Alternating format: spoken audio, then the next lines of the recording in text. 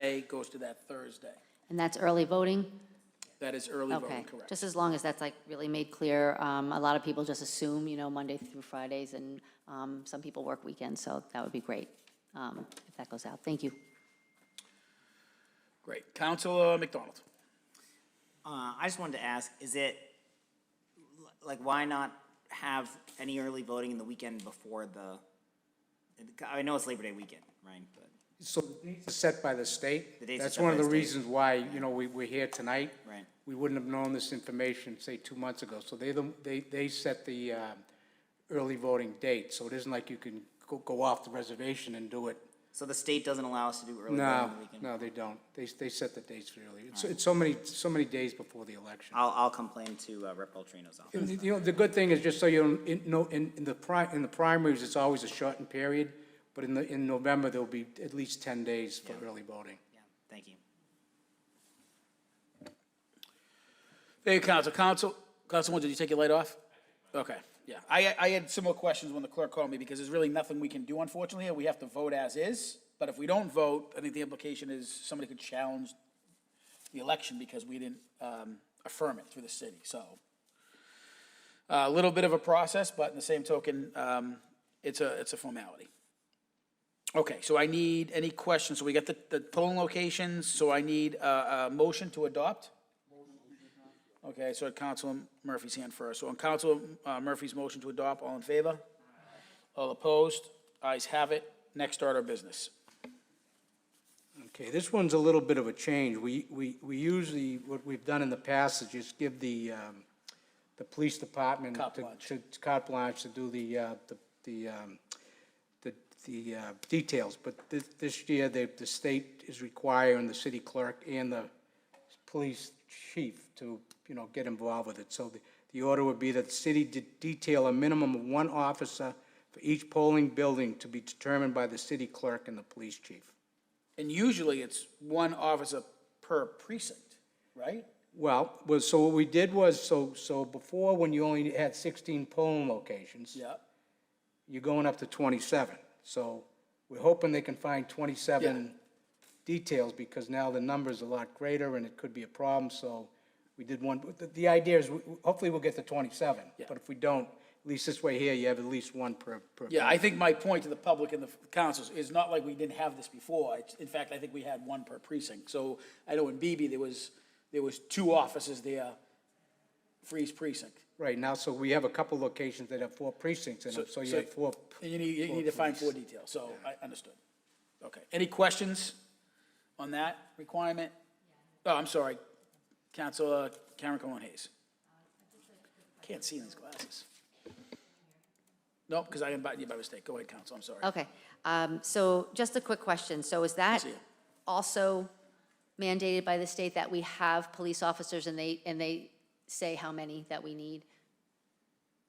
That is something that's a good question. We don't know whether it's contractual with the police union. We don't know. I mean, historically, we've always had one per precinct. I mean, it just, with the added polling locations, but they also can have the retired police officers can actually do these details too, which they do. So chances are they're going to be able to fill it, but we wanted to just make sure if they couldn't fill it, that we weren't obligated to one per precinct, that's all. Sure, I actually was asking almost the other side, like, could we have, is it mandated that we have a police officer at all at polling stations? You do need police. Okay, Oh, got yeah, it. definitely, Okay. you definitely would need. Okay, all right, thank you, that was it. Councilor Manelli, your light was on, is it off? You took it off, you want it on?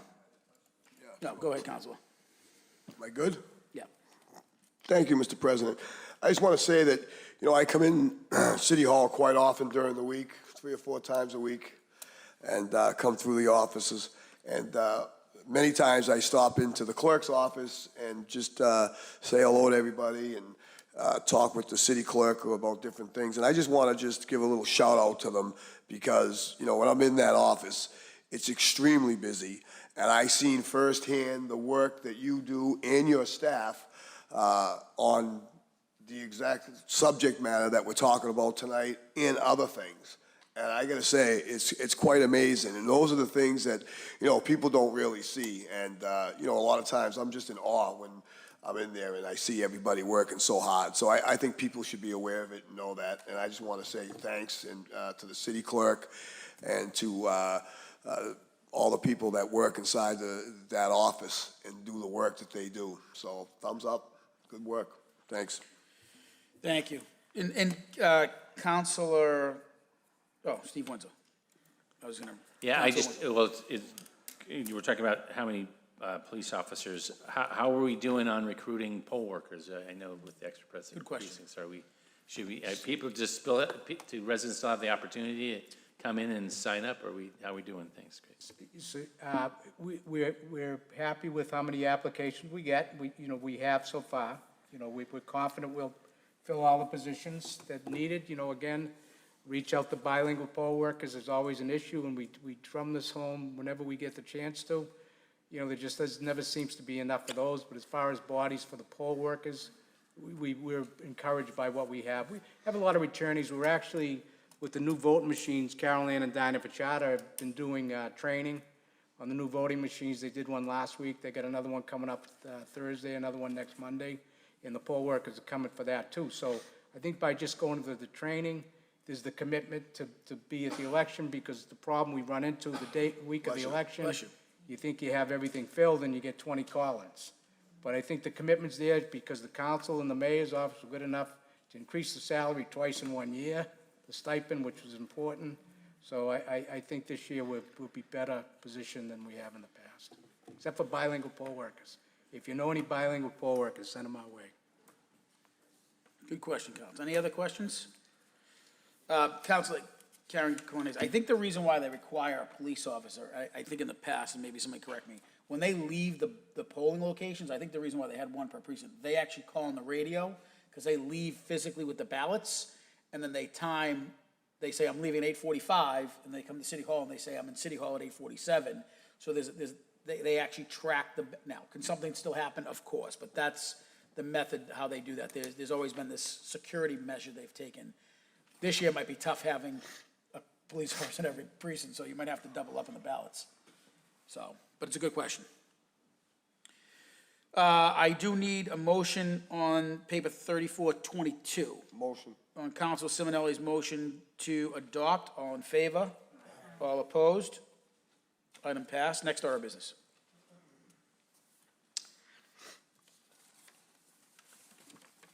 You have to suspend docket rules for this, right? We have to suspend docket rules? Yeah. Yeah. So we need a motion to suspend docket rules for the next paper. Motion. Is that Council Simonelli? Yeah. Councilor O'Malley, you have your hand up? What paper are we talking about? Paper 344-22, order that the City Hall, oh, no, I'm sorry, I got the wrong one. On June 29, 2022 at 8:21 p.m., Council seek a move to reconsideration of a vote to refer paper 315-22 to a joint planning board and rules and ordinance meeting for a public hearing. So before we take a vote on suspending the rules, the council should know that, and if anyone wants a copy of it, I have it here.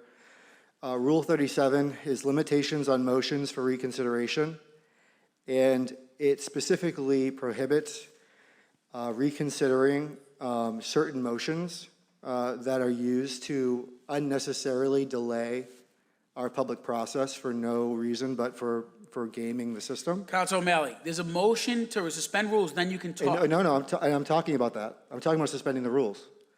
And those motions that you cannot reconsider are to adjourn, to lay on the table, to take from the table, calling the previous question, and referring any matter to a committee. There's no reason to reconsider referring something to a committee. I recommend that we do not suspend the rules. That requires a 2/3 vote or 3/4 vote. There's no reason to reconsider sending things to a committee. Political gamemanship, not good governance. So Councilor O'Malley, thank you for that. I appreciate it. The reason why I was recommended to suspend rules is because you can only do a reconsideration at a regular scheduled meeting. This is not a regular scheduled meeting by our rules. Regular scheduled meetings are between September and June. So in order to take this up, we have to reconsider because this is a special meeting, not a regular meeting. It's not political engagement. If you don't want to suspend the rules, I don't care. The reconsideration requires suspending the rules. The reconsideration is not valid. But this is not a regular meeting then. Then we No, shouldn't be you- talking you- about this. You're This talking is- about, you're talking about a different thing. The reconsideration is not a valid motion because it was referring it to a committee. But we can't even talk about the reconsideration right now because this is not a regular meeting. So what rule are you talking about suspending? What specific rule? Council, can you come up too, because we talked about this? I'm going to have the city solicitor come up, because we've talked about this, just to make sure that, yeah, and Michelle Rivera can come up too. Let me just get the book out, Councilor. So Councilor McNaught, we discussed this. This is not a standard council meeting based on our rules. This is a special meeting. I understand that, yes. Can you explain to the committee what we've talked about in terms of just procedure, not the vote and political gamesmanship, just to take the next step? Well, as. Can you it speak was into the mic, said, Counselor? This particular motion could not be, or should not be taken up under your own rules at a meeting such as this. It should be at a regular meeting. And as you said, the regular meeting won't take place until September. In order to take this up, if it's going to be taken up at all, it has to be done by suspending the rules to take this up and vote up or down on a motion for reconsideration. Also, it's not being referred to a committee. It's being referred to the planning board. Correct. And the ordinance committee. Joint hearing before both of those bodies. If I may, Michelle The- the- Romero, city the- planner. If I could just finish, the intent of the rule, because I wrote the rule, we pretty much wrote this book in 2018 with Councilor Di Maria. The whole point of the rule was to avoid circumstances where on the last meeting of the fiscal year, people make motions and then reconsider before we can come back. It's bad governance. We require suspending which rule, Councilor? I have a question about whether or not those rules were adopted this year. They They're have to be standing. adopted each year. Were they adopted? Were the council rules? What rule that were- says it has that to be were adopted? in- What rule says it has to be? Excuse me, I haven't finished my What statement. rule- May I finish my statement? I'm asking you what rule If I it could says. finish my Councilor statement, I'll O'Malley, talk. let the I solicitor heard, I speak. heard the statement. I'm clarifying what your question is. What rule says it has to be adopted every year? My understanding is that council rules that you're holding up have not been adopted for this year. Where are you getting Is that that? accurate? No. No? All right, I finished my statement.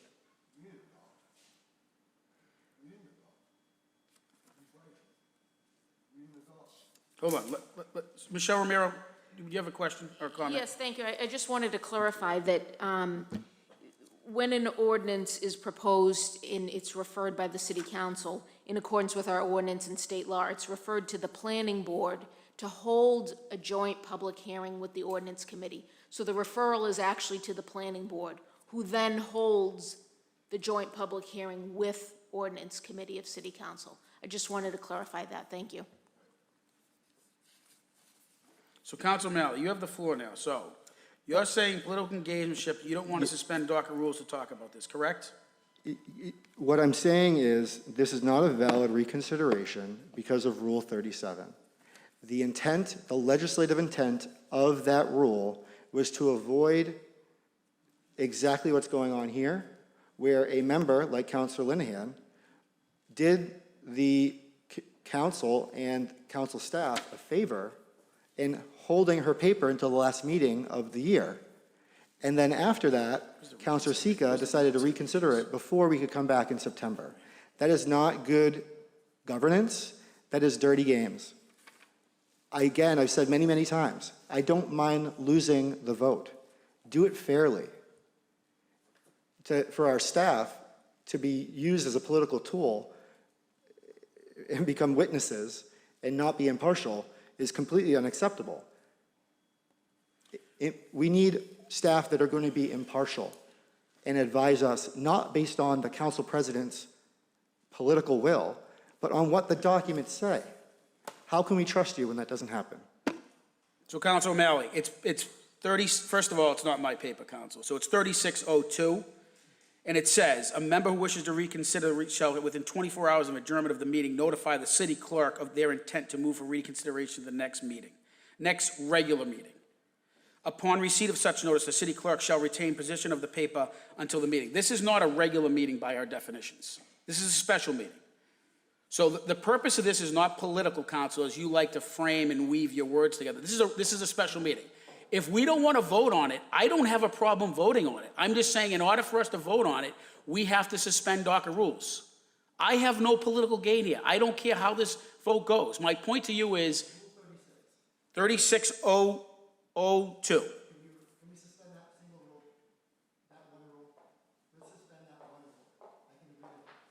Well, I'm not asking you to agree with it. It's not your opinion. You just told me that I was wrong. Now you agree with it because it's... No, you wrote the rules, Council. So you made a statement earlier that this was political gamesmanship. So I'm asking you right now, is this right? No. Okay, then we don't have to suspend it. You just told me this was political gamesmanship and you wrote this.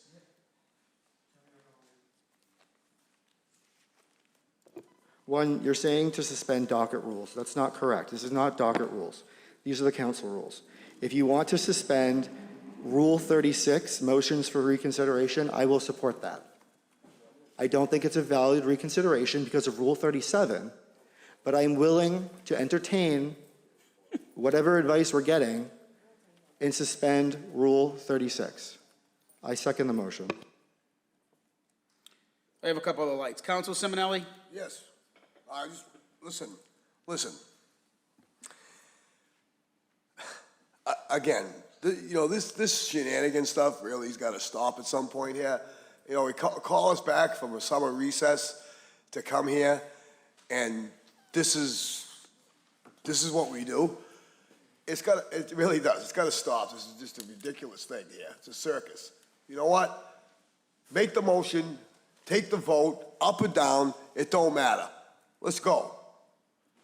Thank you. Councilor Winslow?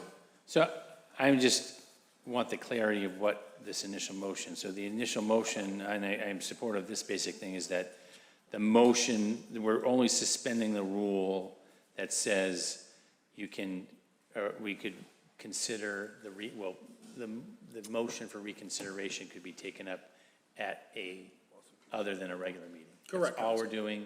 We're not, that's the only vote. This initial vote is focused on that specific rule about restriction of considering reconsideration only at a regular meeting. So if that's what we're voting on, just the clarity, I'm fine. It's procedural at best. That's all it is. But then we'll have another vote Correct. about the reconsideration itself. Correct. So we have two votes to make. Correct. So, Right on. Councilor Karen Colon-Hayes. Yes, so I was going to ask a similar question, because this is important. It's important to know what we're voting on and what the rules are so that we make the right choices. So right now I have two questions. One is we are going to vote, hopefully, to suspend. And here's the question that was just asked, so I want some clarification. Are we suspending docket rules or the It's the council council rule? rules. I misspoke. It's the council rule, correct. It's the council, okay, so we're going to vote to suspend council rule number 36, and then after... 3602. 36, you can do 36, yep. 36, okay. So we're going to vote to suspend council rule number 36, and then if that passes, we then will vote up or down on Councilor Sika's vote to reconsider. Correct. Okay, thank you. Okay. Any other input? Did I say anything wrong? City solicitor, city planner? Have no comment on whether you said anything. Okay, I right or appreciate wrong. that. Okay, now I need a motion, because I can't make a motion. Okay, on Councilor Simonelli's motion to suspend Council Rule number 36, seconded by Councilor Condon. Clerk will call the roll. Colon-Hayes. Yes. Condon. Yes. Crowe. Yes. Linehan. Yes. McDonald. Yes. Murphy. No. O'Malley. Yes. Simonelli. Yes. Winslow. Yes. It's about a forum. Yes, rules are suspended. Now, next order of business. Oh, Councilor Winslow. I have a point of information now because there is the other rule about whether reconsideration can even be taken up. Shouldn't we also have a second motion for whether we should suspend that rule? And that would require a 2/3 vote to even take this up? Because technically, we would have to suspend that rule as well. I mean, That's 3702. 3702, so I mean, in some way, there should be a requirement that we take 2/3 or 3/4 vote on merely the vote to even consider the reconsideration. So that's the point, that it's not, we have to first suspend, since our rules say that this motion may be out of order, we have to suspend the rules to even, to actually vote favorably on this, we first have to suspend the rule to even consider it. So that would be what I would say, that we actually have to vote to suspend the rule to even take it up. So we have to suspend. I can see a lot, I mean, I will yield to the city solicitor again. Well, this is, your parliamentarian would Yep. be required to respond to that. That this is not a legal question that we would ordinarily You got it right, have. Greg, you see it? Yeah, so our argument, we responded to Councillor O'Malley when he raised this question, 37.02, and Michelle kind of touched on this. That paper was referred to the planning board for a public hearing. It wasn't going to a committee meeting. Let me see that. And let me just read the rule, not try to sway, but 3702 says, no vote on the following motion shall be reconsidered: to adjourn, to lay on the table, to take from the table the previous question, to refer any matter to a committee, any vote in a committee other than the committee of the whole. I'll be happy to share this. Councilor Crowe, you have your mic on. It's a good question, Councilor Crowe. Thank you. I'm just kind of say that because I read those, and maybe this is why we need to adopt rules and clarify these things. I read that as council committees. I read, because it's in a council meeting, lay on the table, take from the table, adjournment. And so I read when it says committee meetings, it's the ordinance committee, it's the technology committee, not the planning board. I think it's outside of those that we govern ourselves with. So I think it's properly, the reconsideration is there, and I don't think we need to suspend that rule because it's not, Michelle, correct me if I'm wrong, I'm sorry. So we do it in a joint ordinance and planning board, but the law says, and maybe it's because it's in our ordinances, that even if we had referred this to planning board only, the planning board would still have they go first, and then the ordinance committee or the council takes it up. So if we didn't do it together, the planning board would still have to have the hearing first, and then the council, right? If we didn't do it jointly. Well, our ordinance requires that the hearing be held jointly, but you did make the referral to planning board for a hearing with the ordinance committee. I know when you vote, it gets all compressed and you say refer to planning and ordinance, but you're referring it to planning board for hearing with ordinance committee. To illustrate, sometimes you only refer it to ordinance committee. Yep. You don't refer it for public hearing by planning board and ordinance committee.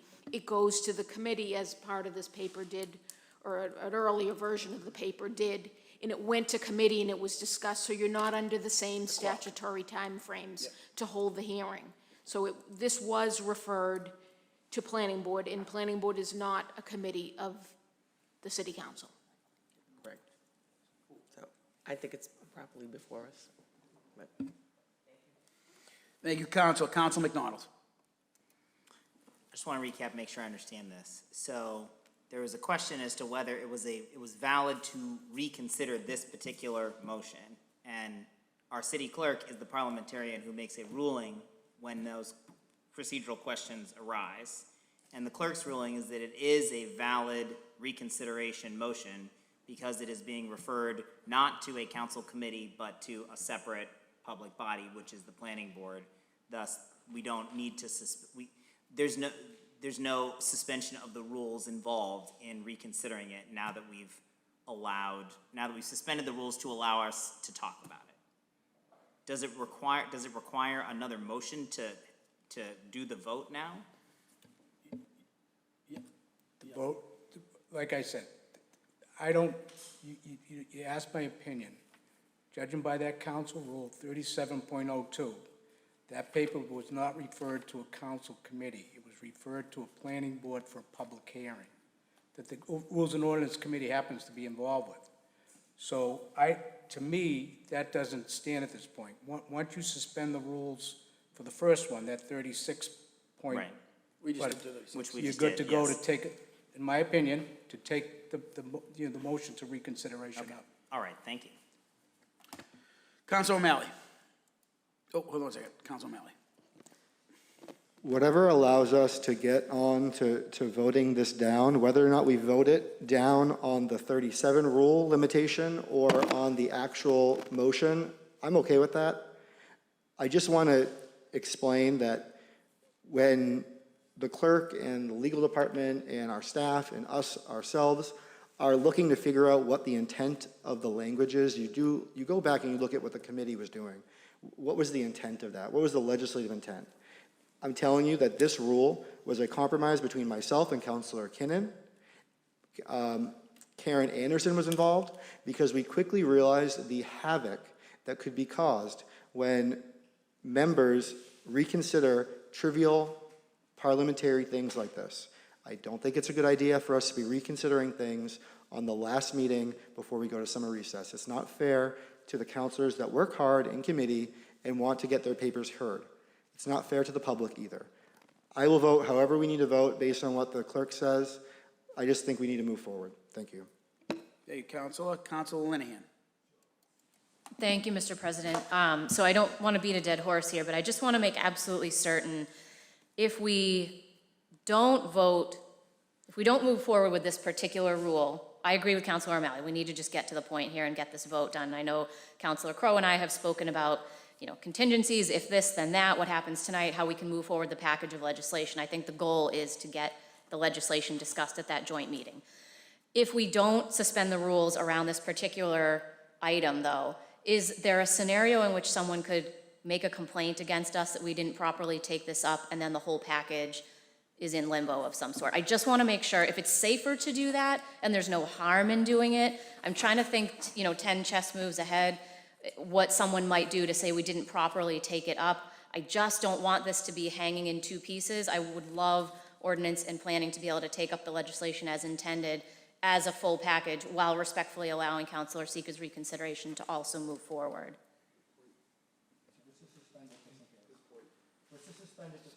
All right, so you need 2/3 for that.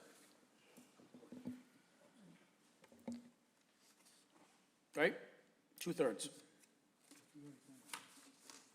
Are we gonna do the, so is there a motion to suspend 37? Is that, Councilor Linehan, are you asking just to cover all bases? You want to suspend 3702? Is that what I got out of that? Hold on, I just want to hear, and then Councilor, so Councilor Linehan, you still have the floor, just so I have the intent. Wait, hold on, let me put, I shut your mic, I didn't mean to shut your mic off. Councilor Linehan. I think Councillor O'Malley initially suggested it, so I'm fine to second or to make the I motion. think it was actually Councilor Winslow made the motion. Oh, you're right, I'm sorry, it was. Point of order, I hadn't made a motion, I just wanted clarity that did we need to suspend another rule? And it sounds like there's that basic ruling right now is that we don't necessarily have to suspend that rule, but I mean, I guess we can vote to do that anyway, just to be clear, I guess. Okay. I mean. All right, hold on one second, Councilor Karen Colon-Hayes. I agree with everybody. We just need to move forward, but I want to ask this to be sure it doesn't come back also to bite us. If this fails, this motion to reconsider fails, can we still go back and vote on the reconsideration? Say that again? So right now, we're going to, just in case, suspend docket rules, just to make sure that we have everything right. And then if it fails, because we need 2/3, so if it fails, will we still be able to move forward and vote, suspend docket rules to vote on the reconsideration? So let me explain it this way. So The first hurdle we had to do was we had to suspend Rule 36 and allow us to take up the reconsideration in a special meeting, because this is not, by our definition, a regular meeting.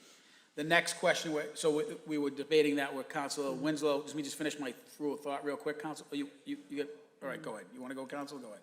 Oh, no, well, I mean, I think what the next, I mean, if someone, basically, we're getting a ruling from our parliamentarian is that the ruling is that we don't have to suspend 37.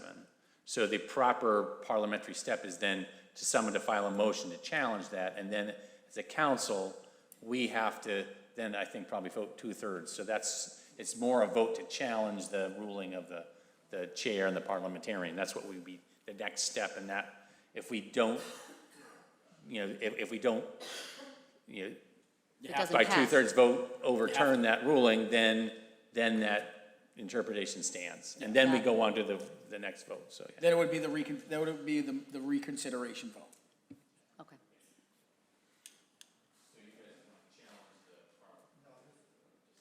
All right, so no challenge?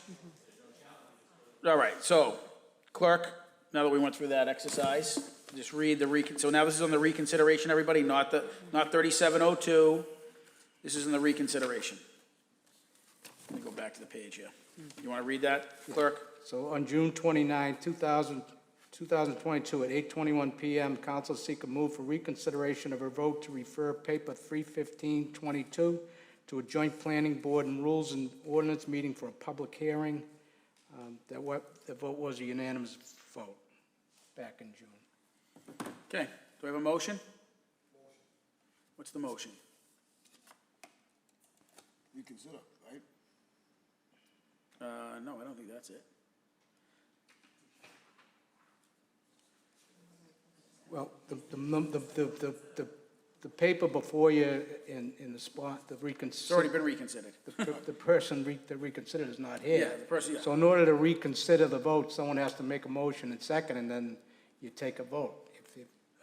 So you're making a motion to reconsider, councilors. Can I make a motion to table it? You can make a motion, you can make whatever motion you want to make, councilor. I'm gonna make a motion to table it. She ain't here. She's not here to talk about it. So she's on vacation, summer break. Like it, don't like it, up, down, don't really matter. I'm just saying, she's not here, so I'm gonna make a motion to table it. She can't talk about it. Okay, hold on one second. I have a second so we have a table motion takes precedent. I have mics on. I have lights on, so Councilor O'Malley's first. It fails for a lack of a second. She seconded, Councilor. You seconded it? Yes. Okay, so now it's here, properly before us. Now you move to table it. Sure, she's not here. But discussion. You want me not to have discussion? We should not be tabling this, we should be disposing this tonight. So I move, subsequent to his table, that we reject this reconsideration, we do not reconsider it. Table takes Thank you, precedent, Counselor. Councilor. Appreciate it. Councilor Motion to table- Condon. Motion to table Yes. takes precedent, right? Wait, Councilor Condon. Yes, I urge this council not to table this. Take a vote and deny reconsideration. I'm sorry, but I'm not in the business of wasting time. So that's my suggestion. Thank you. Can I rebut? Councilor McDonald's next, so you want to yield, Councilor McDonald, or do you want to wait? It's up to you. I just wanna speak on that. You have the light, Councilor, so. I'll let Councilor. Okay, so we yield. Councilor Simonelli. Thank you, Council McDonald. Again, listen, I'm just saying that, like, the person is not here, right? We're on summer break. She's not here. So you table it. I mean, that just makes sense to table it or deny it. But I'm just saying, in consideration for our colleagues, like I would do for anybody else that's here that couldn't make it tonight, and it's their paper, and you can't elaborate on it, you can't discuss it because that person's not here, I would say motion to table out of consideration for your colleagues. Like I said, to me, I don't care if you vote it up or you vote it down. All right, Council, that's fair. We got it. Councilor McDonald? Yeah, I appreciate that. You all right? I think I agree with Councilor Condon that we should dispose of this tonight. There are series of unfolded consequences that happen if we can't address this issue right here. I agree that it is not good governance to reconsider procedural moves on the last council session before we go to summer break, and that's something I think we should discuss when we look at the rule changes, frankly. But I think that, if we don't dispose of this, it means that we can't conduct the scheduled planning board hearing as it was scheduled, which is problematic for all, and I think disrespectful to the members of the planning board who set aside this time. I want to note that this particular point of this package that Councillor Linehan shepherded working with Councillor Crowe as chair was my suggestion, and that I was never spoken to about this motion to reconsider this particular issue that I asked the city, that then the city staff did some really good work together to bring to us. So, I think we're all going to have plenty of opportunities to vote in the future about whether we actually want this to become ordinance or not. But I think that the proper thing to do is that because we have had to have this special meeting anyways, it gives us the opportunity to not show disrespect to the planning board, allow it to go through at this stage, and then we can always come back based on the planning board's recommendation or points and feedback, and ultimately vote against it if we don't like where it's landing. But I just want to make sure that we can get forward to, get this to the next stage of the process. Thank you. Thank you, Council. Council Winslow. Yeah, I just have to say, I agree that we should not table this and take, and vote down the reconsideration. I mean, we voted on this specific paper unanimously. It wasn't like a close vote that someone did. It was, so that's one of the things. I mean, I drove 600 miles yesterday to get here. So I don't know how far away Council Seek is, but if this was that important for her, she could have been here. So that's my feeling. I hope that wasn't on a bike, Council Winslow, because I'd be really impressed.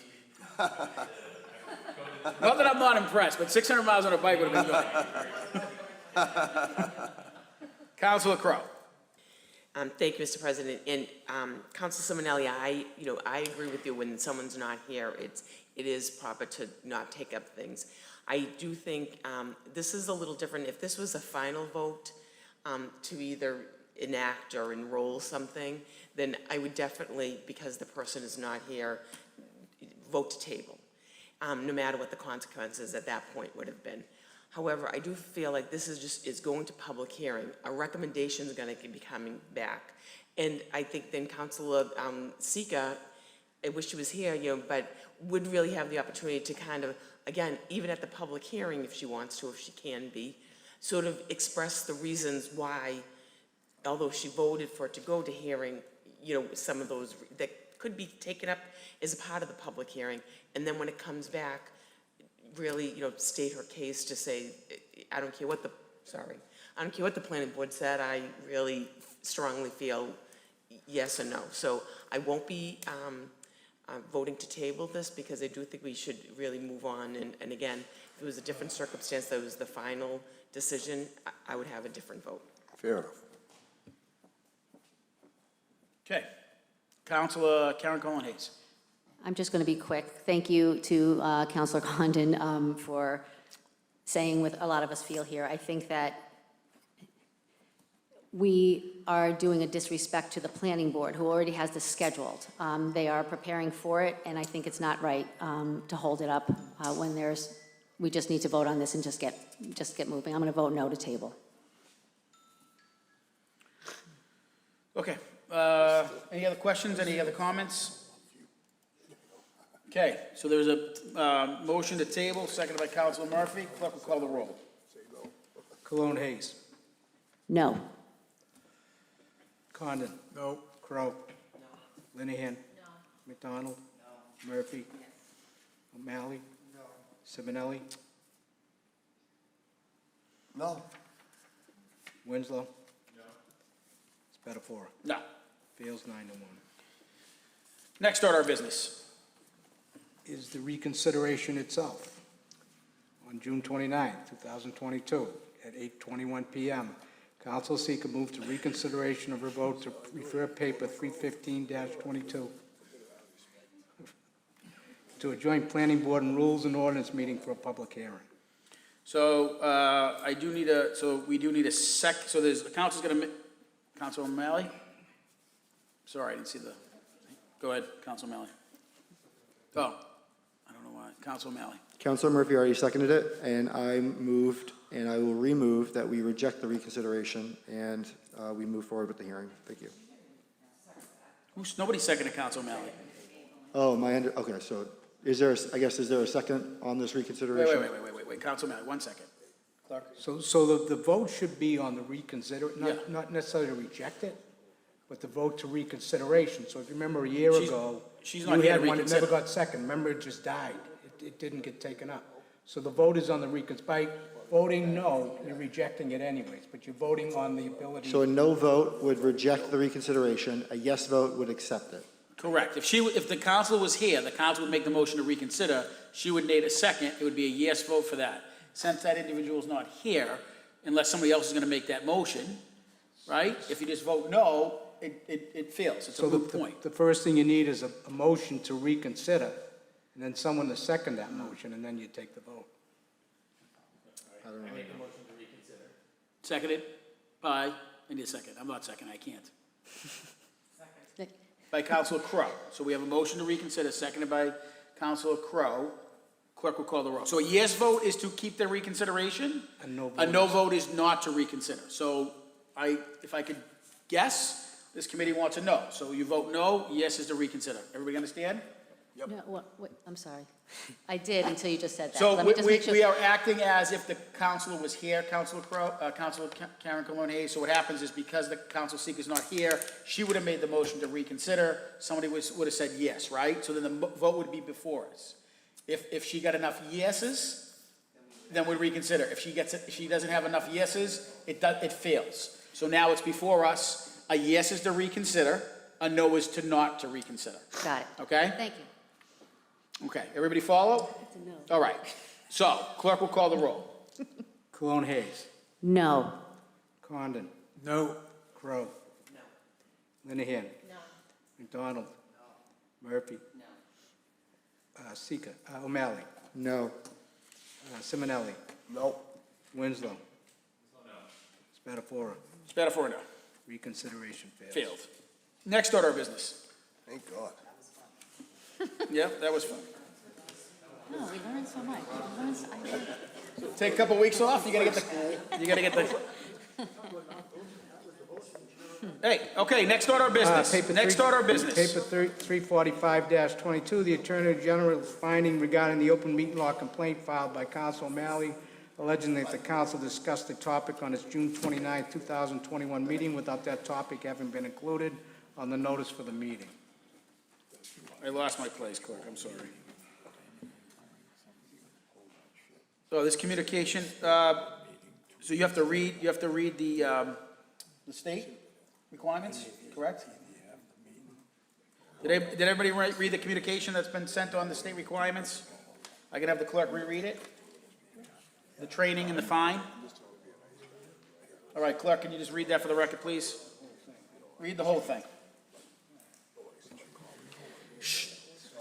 Dated July 15, 2022, regarding open meeting law 2022-135. Dear Attorney McNaught, this office received a complaint from City Council Ryan O'Malley on September 26, 2021, alleging that the Malden City Council, violated the open meeting law, General Law 30A 18-25. The complaint was originally filed with the council on July 29th, and you respond on behalf of the council by a letter dated August 17th.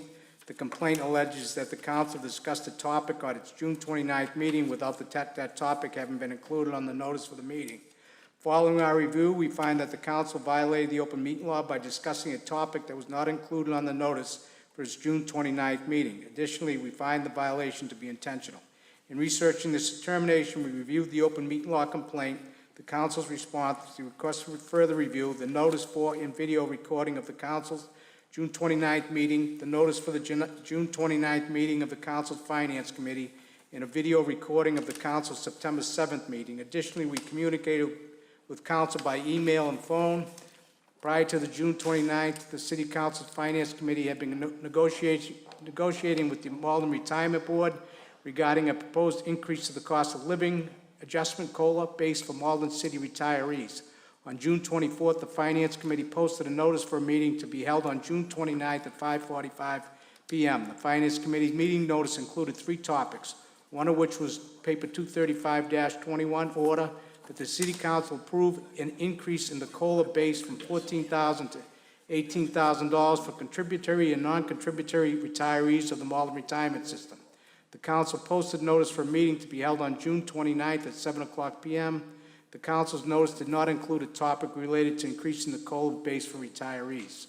On June 28th, the Retirement Board held a meeting in which it agreed to lower its original proposed increase to the COLA base from $18,000 to $16,000. During the Finance Committee's June 29th meeting, it voted to approve an increase to the COLA base as proposed by the Retirement Board from $14,000 to $16,000. In order for the COLA base to increase to go in effect for the upcoming fiscal year, the full council needs to vote to approve the increase no later than the following day, June 30th. During the council's June 29th meeting, immediately following the Finance Committee's meeting, Councilor Barbara Murphy, Chair of the Finance Committee, moved to suspend the council's docket rules to allow the full council to consider the vote on the increase to the COLA base. Following an affirmative rule to suspend docket rules, Councilor Murphy provided background information regarding the COLA base, the Retirement Board's proposal to increase the COLA base, and the Finance Committee's vote earlier that evening to approve an increase from $14,000 to $16,000. Councilor Murphy explained that the full council needed a vote to increase the COLA base no later than June 30th in order to increase to go in effect for the upcoming fiscal year. After Councilor Murphy's presentation, Councilor Debbie DeMaria moved to recuse herself. The motion passed and Councilor DeMaria left. Thereafter, a lengthy discussion ensued, during which most councilors, including the complainant, discussed not only the substantive topic of increasing the COLA base, but also whether engaging in such discussion violated the open meeting law and whether the council could suspend its own docket rules to discuss the topic. Specifically, after asking a substantive question about raising the COLA base, the complainant noted that because the topic had not been included on the notice for the meeting, he could not vote on this matter as he believed doing so may violate the open meeting law. Thereafter, Councilor J.D. Seeker spoke regarding increasing the COLA base, stated that the council should not worry about the open meeting law, and asked City Solicitor Catherine Fallon for an opinion regarding whether the council was violating the open meeting law by discussing the topic. In response to Councilor Seeker's questions, Solicitor Fallon explained that the topic was anticipated, it should have been included on the council notice. Solicitor Fallon then recommended that where the issue of potential open meeting law violation had been raised, the council post notice for the topic to be discussed for another meeting. Thereafter, several members discussed the need to vote on the increase by June 30th. The next day, they desired to move forward and vote on the COLA base increase regardless of the open meeting law, in the belief that they could suspend the docket rules. At one point, the council's clerk, having reviewed Robert's Rules of Order, stated that he believed the council could suspend its rules to take up this matter. I'm going to give you a break for a minute, just to let everybody know that, just for the audience and the council, this has been sent to the council, so we're just reading it for the record, just so everybody's aware. If you haven't seen this before, you should have seen it. So continue with the discussion portion. I lost my place now. Let's see. In response, I'm trying to give you a break, clerk. Oh, I need some water is what I Here, need. I'll get you some water. In response, Solicitor Fallon clarified that although the council may, Go ahead.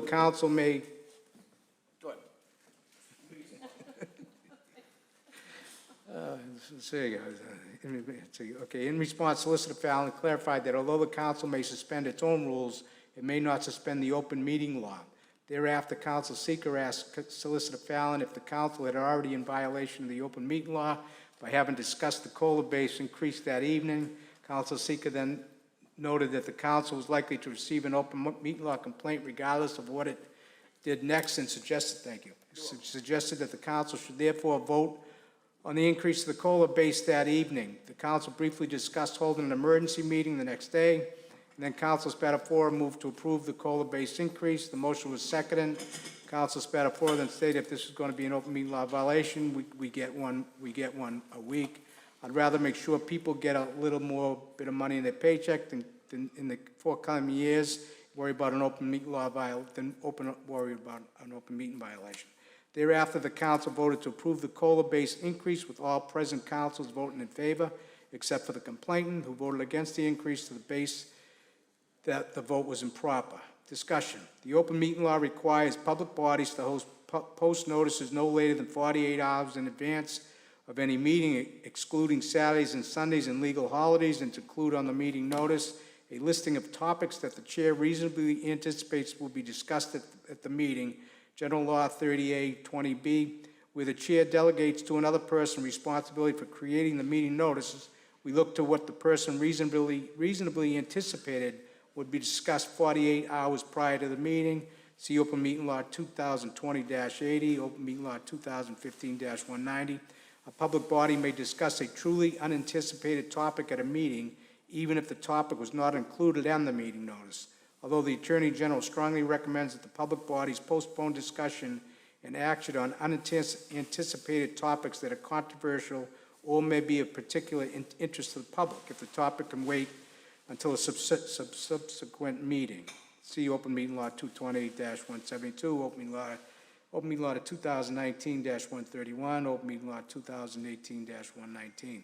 The Council's response to the Open Meeting Law complaint focuses on whether, in general, it violates the Open Meeting Law for the Council to suspend its docket rules, which, according to the Council, allows it to act upon a matter that should have been sent to committee but needed immediate attention.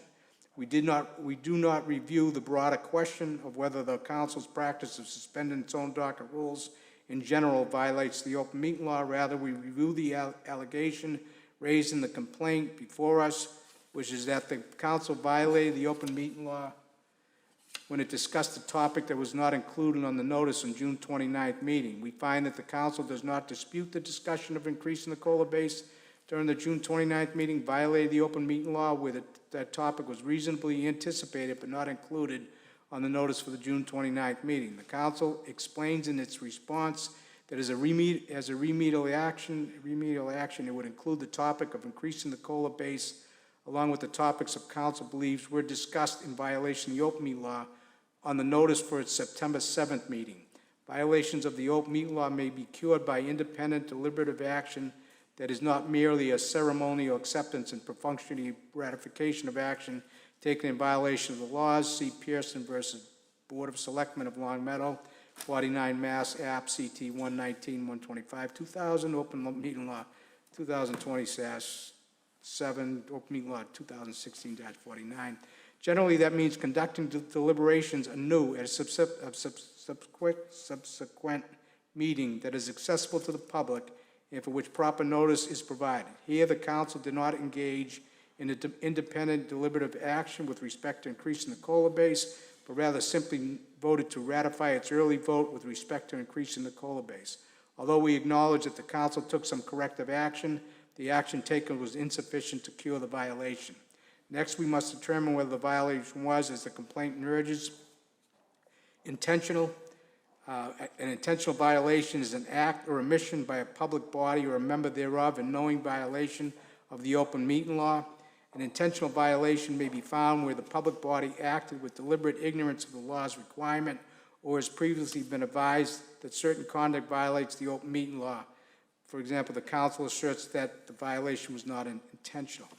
A review of the video recording on the June 29th meeting shows that the Council members were confused about the interplay between the Council's own procedural rules and the Open Meeting Law. However, the video recording also shows that Council members considered at some length and sought legal guidance regarding whether discussions of increasing the COLA base violated the Open Meeting Law where the topic had not been included on the meeting notice. The Council immediately decided that regardless of whether it was in violation of the Open Meeting Law, it would continue with the discussion and would vote on whether to increase the COLA base. Based on the video evidence, we find the Council intentionally violated the Open Meeting Law. We therefore order each member of the Council to attend a comprehensive Open Meeting Law training, either by participating in one of the Division of Open Government's monthly webinar trainings or by attending a training presented by the Council's legal counsel.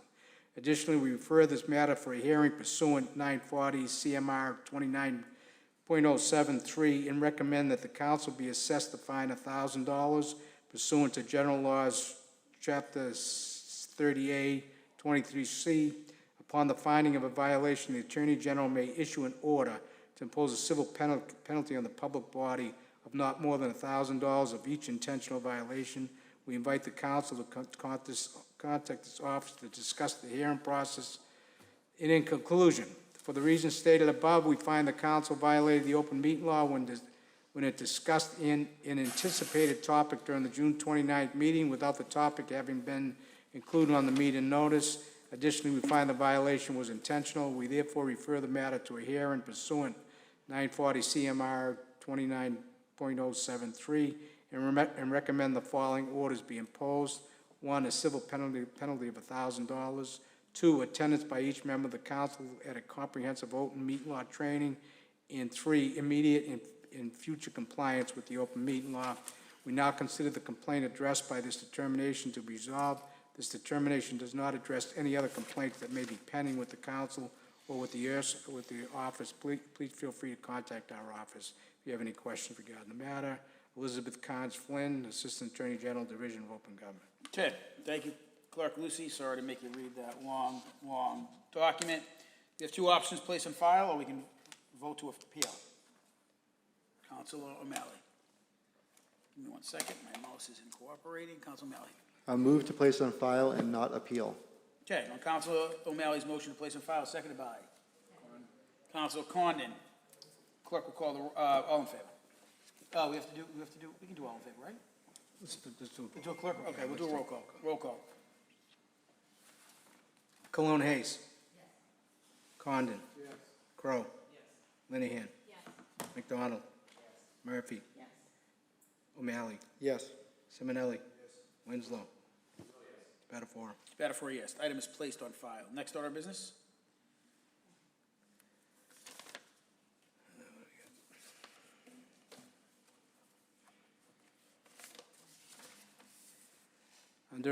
Under executive session, paper 346-22, the City Council vote to go into executive session with legal counsel in accordance with Exemption 1, Massachusetts General Laws, Chapter 30A, Section 21A1, and Exemption 7, Massachusetts General Laws, Chapter 30A, Section 21A7, to comply with or act under the authority of any general or special law, specifically to comply with the provisions of Mass General Laws, Chapter 30A, Section 23B, to act on the pending open meeting law complaint filed by Brian DeLacy on July 21st, 2022, against Council President Spatafora and the City Council.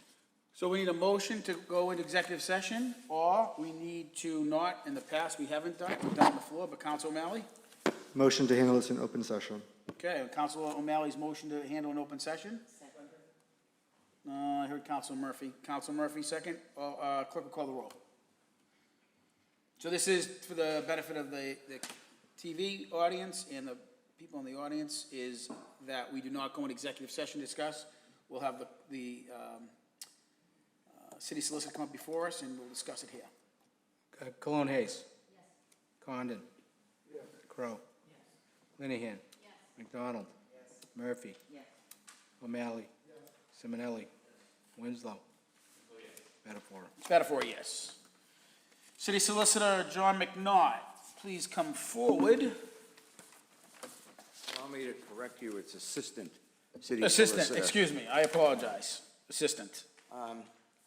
I believe that the city clerk has provided to you a copy of the complaint issued by Mr. DeLacy.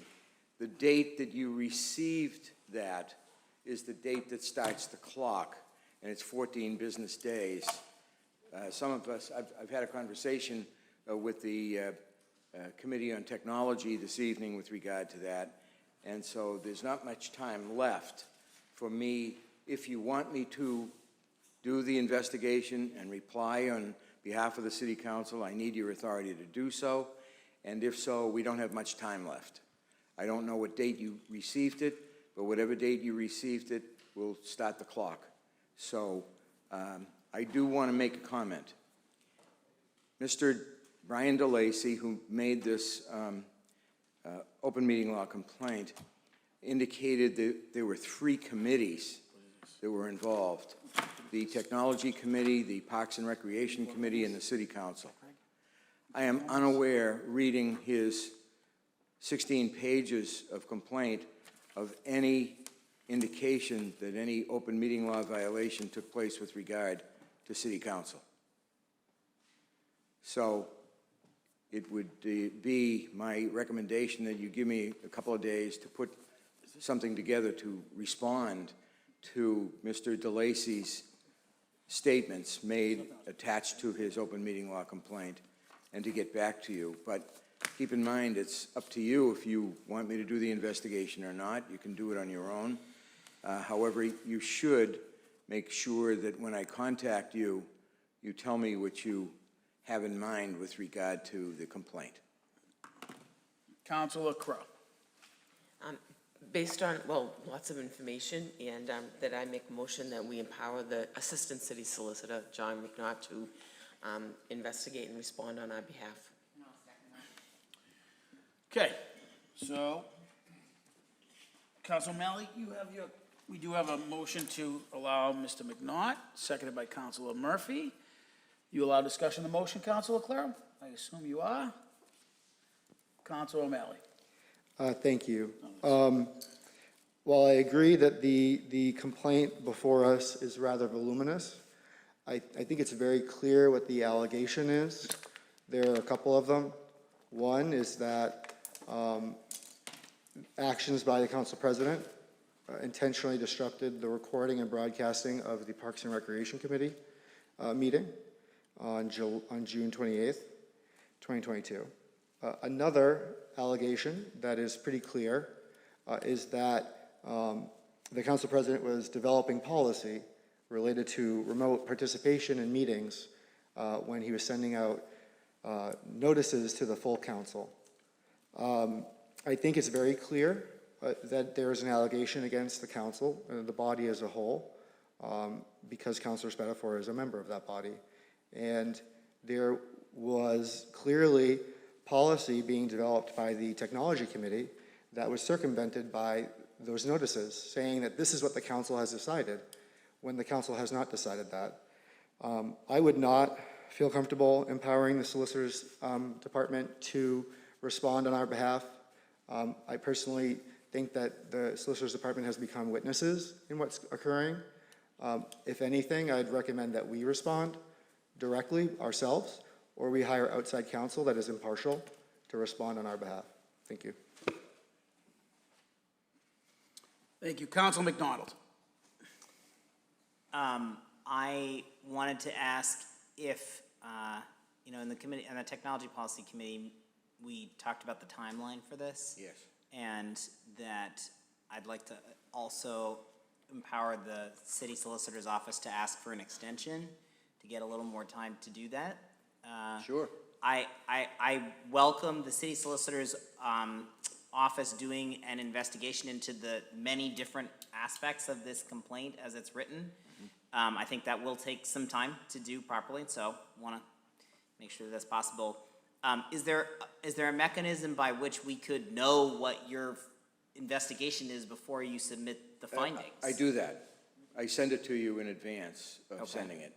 Usually pretty close to the deadline because I have a limited period of time to get everything done that comes across my desk, but I try to do it as quickly as possible, give you a chance to have an opportunity to remark about it or add something or perhaps disagree.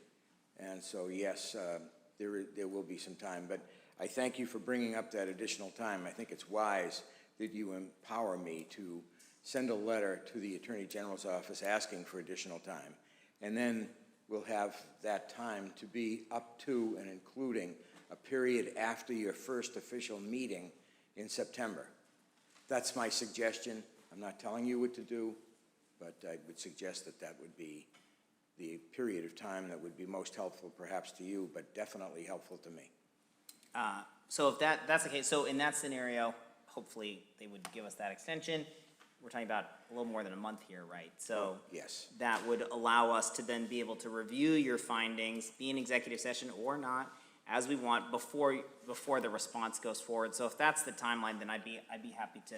If that's what the motion is, then I'm happy to support that. I just want to make sure that we get a chance to see your findings before they get submitted to the AG. that's a promise. That will happen. May I suggest to you that this is not the subject for executive session. There's nothing here before you that complies with any of the statements in the statute that would empower you to go to executive session. It's not here. So this would be open meeting, okay? So if Hold on, someone we would have another make, light. We have another someone light. would make a motion to allow me to have additional time. Yep, hold on, just let me, Council Karen Cologne Hayes, and then we'll take that motion up, Council McDonald. Hold on, I gotta put your mic on, Council. So in the Technology Committee meeting earlier, we talked about asking for an extension. So I agree that I came here thinking we're going to need to ask for an extension. But my question is, if we ask for if you ask for the extension, does that automatically say that you are going to be the attorney? Because we haven't talked about yet whether or not we want to seek outside counsel.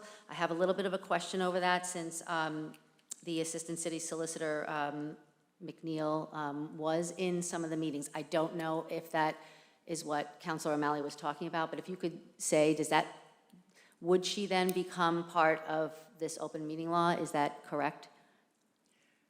I'm confused by your statement and your question, because okay. it appears to be much more than one question. Yeah, so The city I'll break them council down. the city council has the authority to determine who will do the investigation. You don't have to use the legal department. okay. Assistant City Solicitor Alicia McNeil and I, and Assistant City Solicitors Ahir Sami, we all work together. So one of us may do part of the phone calls to the members of the City Council, and I might do others. So it might be Alicia will participate with me, Zahir may participate with me, but it will be the legal department that will do the work. Okay, so. If you, as a city council, so allow. Okay, so the question was also, if you are the one asking for the extension, does that also mean, or we can maybe vote on that now, does that mean that you have to be the one writing the report? The city council city is council's gonna asking do that. for the extension. I'm very much in favor of it. Yeah. Okay.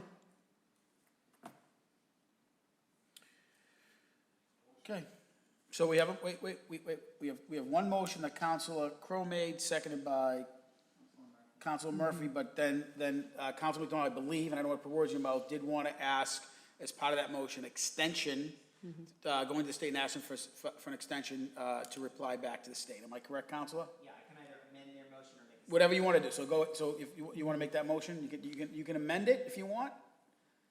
Yeah, sure. Yeah. Okay, so on council, so let's take the first vote and then we'll vote to amend it. Is that fair, Council, so we're clear? So on Councilor Crow's motion to have the city solicitor do the investigation, seconded by Councilor Murphy. Let's do a roll call. Clerk will call the roll. Sorry. Cologne Hayes. Yes. Condon. Yes. Crowe. Yes. Linehan. Yes. McDonald. Yes. Murphy. Yes. O'Malley. No. Seeker. She's not here. She was not here, okay, I just reading. Simonelli. Yes. Winslow. Winslow, yes. Spatafora. It's better for you, yes. Carries 10-1. Now, on Council McDonald's amendment to, I'll just make a separate motion. all right. You want to read it? You want to say it? I don't want to speak for you. Council, here you go. Mike's on. Thank you. I would also move to empower the city solicitor's office to request an extension at least 1 week beyond our next regularly scheduled council meeting. Second. Okay, so everybody got that? Okay, so Council McDonald's motion, seconded by Councilor Crowe. Clerk will call the roll again. So that would be the September 14th meeting? That would be September 13th? Well, we don't have a meeting on the 6th, so, This is an election, so it'd be 1 week beyond the 13th? yeah, because there's no meeting the first week in September. So you want to say a week after the actual first meeting in September, correct? So that would be, you got the right date? Okay. Yeah, so the 6th we're not here, the 13th would be the 20th. Cologne Hayes. You have that, Mr.? You have the Yes. September 20th was the date they're requesting? Yes, Okay. that'd be wonderful. Okay. Cologne Hayes. Yes. Condon. Yes. Crowe. Yes. Linehan. Yes. McDonald. Yes. Murphy. Yes. O'Malley. No. Simonelli. Yes. Winslow. Spatafora. Yes. Carries 10-1. Believe the docket is clear. Any personal privilege? Council Murphy. Yes, I just wanted to let everyone know, since how we won't be back in session before it happens, that the 7th Annual Ferry House Festival is scheduled for Saturday, August 27th, from noon to 4, with a rain date of Sunday, the 28th, at Pine Banks Park up by the pond. It's really, if you've never been there, it's a magical day. It's really children getting and families getting back to nature. You can bring a picnic lunch and enjoy, the beauty of Pine Banks Park, and also see the creativity of our young children and boys and girls and adults with the magical creations that they create to house fairies, elves, ogres, trolls, bunny rabbits, whatever nature's would bring into the woods. So it's a great day. We hope everyone will come and see it. Thank you. Thank you, Councilor Murphy. Councilor Condon. Thank you, Council President. I'd just like to remind the public that this weekend is our 92nd St. Rocco's Society celebration. It's lots of funs and games. I hope to see everybody down. And the parade will be 1 o'clock Sunday, where we march through the streets. Thank you. Thank you, Councilor Condon. Thank you, Councilor Condon. Councilor McDonald.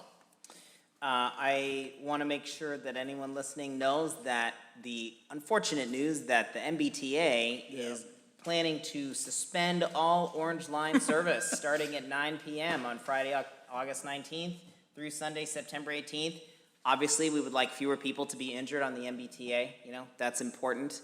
But we had no warning and no say in this. I want to say I am sure many of my colleagues have reached out to our state delegation, Representative Altrino, Senator Lewis, and to express our dismay, and I hear the dismay right back from them. I know they've all made public statements about this and concern. They're meeting with the MBTA, trying to press the MBTA to have a more viable plan. 40% of our residents don't even own a car.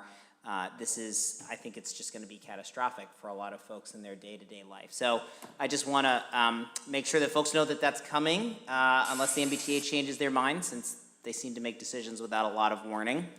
And to let you know that I take the liberty of speaking for many of us and saying I know we're trying to work with our state leaders to press for a better decision on behalf of our community. Thank you, Councilor. Councilor O'Malley. On Thursday, August 18th at 6:30 p.m., there will be a dedication of the Memorial Tree of Life in memory of Teresa Bello, a Ward 2 resident who was very influential in advocating for the Malden River. She was a friend of the Malden River, and she is the wife of Hugh Hawley, another Ward 2 resident. John Pirotto, it's going to be at River's Edge, and John Pirotto, the local property owner and developer, has dedicated this beautiful tree in memory of her life. So I encourage the community to go down and take a look at some of the work that Teresa was able to accomplish in her lifetime. That's at 6:30 on Thursday, August 18th. On Thursday, August 25th at 5 p.m., the Malden Democrats will be having their annual barbecue. This is going to be the first time since we've had it since 2019. It's going to be at Anthony's in Malden on Canal Street. And again, that's from 5 p.m. to 8 p.m. And come down and check out all the great activities that are going on with the Malden Democrats. Thank you. Thank you, Councilor O'Malley. Councilor Simonelli. Thank you, Mr. President. Just a few things here for Ward 7. I suggest you go get your pen and paper so you can write them down. A few thing is two, Councilor. So if there's Excuse more than me? two, then you lied. It's two. You only have two. You said a few. Several. I don't know. First of all, I just want to thank Malden Overcoming Addiction for their, this past Saturday, for their great event and information that they put out there on Lincoln Commons. I want to also thank Recreation Department, Joe Levine, for coming down to Ward 7 and at the Harvard Street, Miller Park, along with Councilor Spatafora was also down there with us for doing a basketball clinic for youth that was at the age of 6 to like 10. It was a hot day, but it was great, good turnout. Also, I would like to let people know that we are doing a backpack drive down in Ward 7, again, down at Harvard Street, Miller Park, along with Bibios from the mayor's office is also working diligently on making this happen. We also have, again, get your paper and pen. We also have a Caribbean Festival happening on August 27th, again, down at Lincoln Commons. It should be a really good time down there. And we also have more things to come down there in Ward 7. The whole idea is to actually interact with the community post-COVID, I guess, that we're in. And I think it's very important that we get our neighbors out to start mingling with one another and knowing who's their neighbor and socializing. So we've got many, many events being planned here in Ward 7 since we came back, and this is an opportunity to get the information out here under personal privilege. I thought I would take advantage of those things. We also are going to be scheduling a skateboard tournament down at the skateboard park sometime in August. We also are dedicating a basketball court down at Miller Park to a Jaden White who lost his life on a mistaken identity and was shot in Bowden Street Apartments a couple of years ago. So we had an event last year that turned out to be very nice, so we're going to do that again and dedicate the basketball court. We don't have a date yet for that, but you'll be informed. I'll put it out there. We also are working on another event down at Lincoln Commons, which is going to be the first Ward 7 festival, and that is to people from all different ethnic backgrounds are going to come to the park and set up a tent and a barbecue, and we're going to have entertainment and speakers down in Ward 7. That's going to be sometime in October. Sorry, how many more I got? I'm going to let it go at this point. But again, we're working on many events, and I think it's very important. It was part of my campaign promise and platform when I ran to get people out and about because they've been locked in a bubble for the last 2 years, and get them outside to kind of socialize and get to know one another and get to know their neighbor, and I think that really builds a community. So I want to thank everybody for listening to me right now, because I know I'm taking up some time and people are throwing darts at me. But and I want to thank all my colleagues for all the help that they've been giving me with these events and coming down and supporting them. And it was great to see everybody here on summer break. So thank you very much for your cooperation. I got to get you off coffee. Councilor Karen Cologne-Hayes. Oh, thank you. I promise I'm not going to go into my events in October. I'll leave that for the September meeting. But we're going to try, I'm having an event to try and bring families together. It is the, I don't know if it's the first Malden softball tournament. We're going to host a Malden softball tournament at Callahan Park. And that is, let's get the date, August 28th. And it's going to be co-ed. So I'm going to start working out and getting ready for it. 16 plus co-ed. We want families playing together, and we're hoping it's fun. We're going to start with a 3-team tournament and hopefully build from there. So we're getting a lot of young youth from Malden High. So we really, I'm going to get a shout out there for anyone. It's okay if you haven't played softball. That's what I'm hearing for every adult. We all understand that. It's just to have fun. So come on out for that. And then also Hispanic Heritage Month begins September 15th and goes to October 15th. And we have activities planned with the North Shore Hispanic Association, and we're in combination with Bibios in the city. For every week, we're going to be doing some type of activity. So that should be great with music and dancing. And then we're also, hey, I listened to yours, Councillor. Thank you. What's he doing? He's saying hi to everybody. Oh, okay, so anyway. What's going on? I've lost complete control. Okay, so anyway. Don't pay attention. We also talked, so rude, as my kids would say. Okay, and so we also had a meeting with the superintendent, and we're going to combine activities across all K through 8 schools and the high school for Hispanic Heritage Month. Okay, thanks. Thank you, Councilor. Councilor Conan for the second time. Thank you. I wanted to notify the public that August 13th, Thursday, 2 o'clock, we'll have a pre-construction meeting in the tennis court. So anyone that lives in the area or any Malden resident that has any interest on what will be able to be scheduled at Deva Park, we'll get a good idea of what parts of the park will be fenced off to make sure that it's safe down there for our residents. But that'll happen next Thursday, the 18th, at 2 p.m. I thank you very much, and I hope to see you there. Anything else, Council? That's it, just want to make sure. All right, from the chair, I just want to, certainly want to reiterate on, Ward 2's St. Rocco's. It's a great time. It's certainly one of the traditions in Malden. Nice to see it keep it going. So usually we have a great crowd down there. Looking forward to it.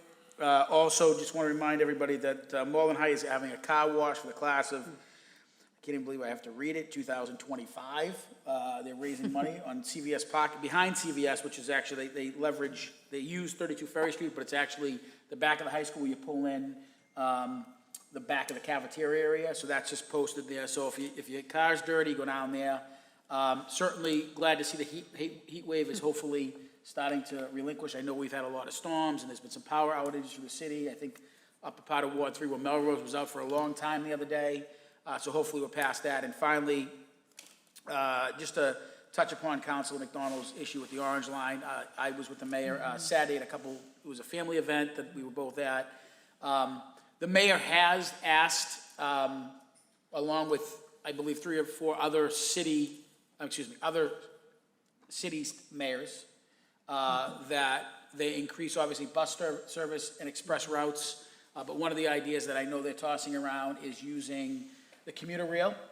We were on a meeting the other day where they are going to allow you, don't quote me, like Area 1, Area 1A, and Area 2, that if you show your Charlie Pass, it's like, and it's all on the Mbta website, that it's the equivalent of you basically get the commuter rail for a bus ride. So if you're on the commuter line and you show them that, you can use the commuter rail. The challenge with that is the commuter rail, as we know, is not as frequent. So that was the mayor's ask. I haven't got an update, but the mayor's, there is not just the Mayor Christensen, but a bunch of mayors have asked, I believe Melrose, I believe Medford, I believe even Everett and Malden have asked them to update the frequency of the commuter rail. There is some limitations in equipment, obviously, hard to believe, but they are working on that, and that might help. I don't know how much, but it certainly is in the better direction what we're going to experience. So I do know we received a bunch of emails from residents about the traffic impact that we might be receiving, so we'll find out, but we're all in the same boat together. Councilor O'Malley again? Just to reiterate what Councilor McDonald and Councilor Spatafor were saying, we were on a call with the MBTA, and they did confirm that they are going to reopen the commuter rail platform at Oak Grove. Mm-hmm. So Malden will now have, at least for this month, 2 commuter rail stops. So the Purple Line commuter rail line will stop at Oak Grove and Malden Center, and then the next stop after that would be North Station. So if you time it right and you're proactive, you probably could actually get into Boston faster than you would have on the train. So there's a way, there may be a silver lining here. One of the things that we probably need to do as a council, when you come back in September, is maybe pass a resolution, and we could talk to the Melrose City Council about making Oak Grove permanent. Why not? If they can do it, why wouldn't we have that resource? Thank you. Okay, see no other lights on Councilor Crow's motion to adjourn, second by Councilor Condon. All in favor? Aye. All opposed? Oh, I lied, everybody. On Councilor Crow's, I caught myself, Councilor. On Councilor Crow's motion to table recess to the call of the chair, seconded by Councilor Condon. All in favor? Yes, one more. All opposed? Let's hope not. Council is recessed. Okay. I said it so.